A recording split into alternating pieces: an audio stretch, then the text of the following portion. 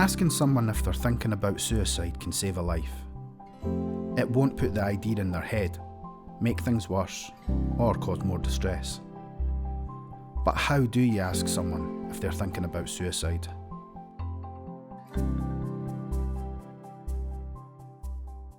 I mean, if somebody was in a situation where, if I ever found somebody in a situation where I asked them the question and I thought that they were in immediate danger to themselves, I would say to anybody, phone the emergency services, don't ever be afraid to do that, that's what they're there for. And somebody takes over who can get them the help. If I was really concerned about someone's safety, then I wouldn't hesitate to call 999, and I think everybody should do that to ensure someone's safety in the present moment. So if I was really concerned that someone might act on a plan in the present moment, then I would reach out for immediate emergency support, definitely do that. But I think it's really important what you said about creating that space to listen to them with intent of listening and creating that space for them, because it's important to remember that a lot of the times when people struggle with thoughts of suicide or suicidal intent, they perhaps don't really want to die, but they don't want to live the way that they've been living, and it's important to give them the space to talk about that, because sometimes that can take quite a heavy burden off people's shoulders. At least in my experience, that helps, like having that space to talk and say, I'm not happy the way I'm living and I don't want to continue living like that. That was my experience. I was in a place where I couldn't see any other way out. Putting things into place has become really important to make sure that I stay safe.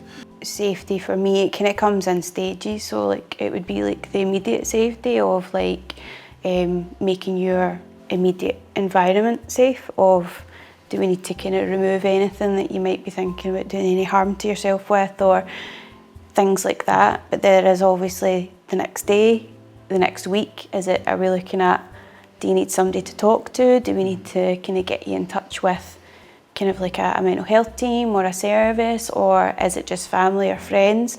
So it's almost like the immediate and then the kind of aftermath of the question and focusing. Right, what help do we get? What organisations are out there? What can I do to support you? And I think putting something in place for somebody where they feel, I've left here today with that little bit of hope, just that little bit of positivity that I needed.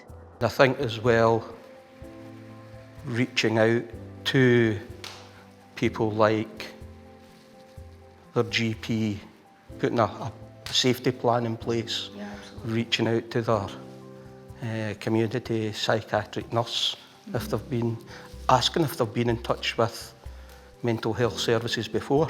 Yeah, so sort of helping them explore, I guess, their options, and maybe supporting them to so go to those appointments. I think it's important to offer that support in terms of, do you need me to come with you, or do you feel it's something you can do on your own? And again, that comes down to the individual as well and what their needs is. Yeah. There was an appointment and I'm like, can you come with me? Because I don't feel ready to have these conversations on my own. And it made a huge difference to me to have you in that room, because you actually took over the conversation midway through, because I felt I wasn't being listened to and my needs weren't being met. I think for our situation, it was you helped me move forward and going to the GP.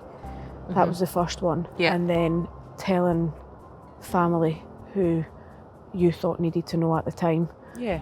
As more support to keep me safe. And I think that's important when we're trying to keep somebody safe, is just letting them know that you are always there, but there's other people as well. It comes back to that question of what is it that you need in that moment? Like, do you feel you can keep yourself safe, or do you need help to do that? Or like, what are we kind of looking at, like in terms of the support, as you've said, of if you've not got someone to be with you, what can be put in place to kind of help you, what kind of contacts and supports? And there's so many out there suited to everything. For example, of people who don't like to use the telephone, there's text services and everything like that. So there's, like these days, there are so many options for that to suit people that have different needs as well. And the thing for me to help me stay safe is it's connection. Like I need someone to reach into the darkness and pull me out of it. I'll say to you that it's a bad day, it's not a bad life. Yeah. and things can get better.